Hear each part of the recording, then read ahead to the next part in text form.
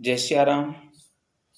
आज मैं आपको अपने जीवन की एक अनुभव की बात बता रहा हूँ आप सबको। देखो, हमें क्या लगता है जब हम घर में रहते हैं या संत हैं तो गुरु आश्रम में रहते हैं तो माता पिता घर में हमें बहुत डांटते फटकारते हैं, मारते भी हैं, पीटते भी हैं और बहुत कुछ बोलते हैं। आश्रम में भी ऐसा है, गुरुजी के सानिध्य में रहते हैं, गुरुजी खूब काम करवाते हैं, डांटते हैं, फटकारते हैं, डंडे से कभी कभी पिटाई भी करते हैं। तो हमें लगता है कि हमारे माता पिता और गुरु हमसे प्रेम नहीं कर रहे हैं। उसी जगह पर हमें अनायास विपरीत परिस्थिति में किन्हीं से परिचय हो जाता है। जैसे मंदिर गए दर्शन के लिए, रास्ते में कोई मिल गए, किसी से परिचय हो गया, संबंध बन गया। ट्रेन में बैठे हैं, रेलगाड़ी में, और किसी से संबंध परिचय हुआ, संबंध बन गया।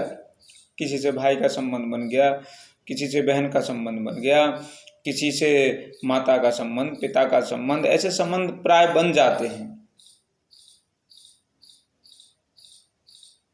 रेलवे स्टेशनों पर गुरु मिल जाते हैं तो शिष्य के लिए वो इतना प्रेम करते हैं महाराज कि उस व्यक्ति को, मिले हुए व्यक्ति को ऐसा लग ही नहीं पाता है कि ये हमारे अपने नहीं है, इतना प्रेम करते हैं। उसी जगह पर हमारे माता पिता और गुरु हमें डांटते फटकारते, मारते पीटते हैं तो ऐसा लगता है कि हमें प्रेम करते ही नहीं। लेकिन ये असलियत तब पता चलता है जब माता पिता वृद्ध हो जाते हैं, गुरुजी वृद्ध हो जाते हैं और उनका जाने का, उनको लगता है कि अब जाने का समय नज़दीक आ गया है, तो महाराज तुरंत गुरु अपने शिष्य को बुलाएंगे, सब सेवकों को इकट्ठा करके कहेंगे कि देखो मेरा वारिसदार यही है। और माता पिता भी तुरंत कागजी तैयारी करेंगे कि मेरा बेटा है, ये सारी संपत्ति इसको हम दे रहे हैं। या ऐसा भी होता है कि शिष्य को और बेटों को पता ही नहीं होता है, वो अपने आप ही नाम कर देते हैं और तो भी डांटते फटकारते रहते हैं।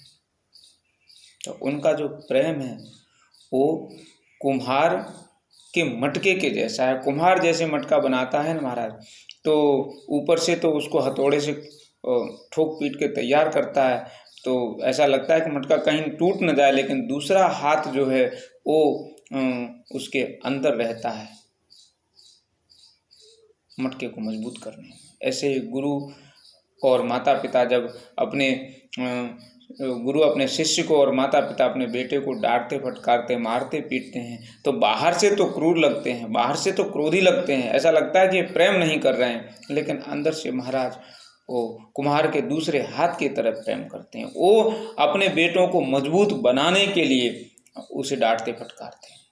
गुरु अपने शिष्य को मजबूत बनाने के, उसी जगह पर हमें जो मिले हुए होते हैं वो जब उनका समय नज़दीक आएगा, उनको लगेगा कि अब देखो अब हम जाने वाले हैं, इससे हमने संबंध बांधा, अब इसका क्या प्रयोग किया जाए। तो जितना धन संपत्ति अपने पास में होगा महाराज, जब तक वो ले न लेंगे कैसे भी फंसा करके, तब तक वो हमको छोड़ेंगे नहीं। और जब हम फंस जाते हैं, हमारी धन संपत्ति पैसा सब चला जाता है, जमीन प्लॉट मिलकर, तब हमें पता लगता है ओहो इनका प्रेम था, ये तो झूठा प्रेम अभी तक था। और हमारे माता पिता जो हमें प्रेम, हमको लगता था प्रेम करते नहीं, डांटते फटकारते थे, उनका प्रेम तो सच्चा था। तब हमें बहुत पछतावा होता है। इसलिए मेरा आप सबसे यही कहना रहेगा कि माता पिता, गुरु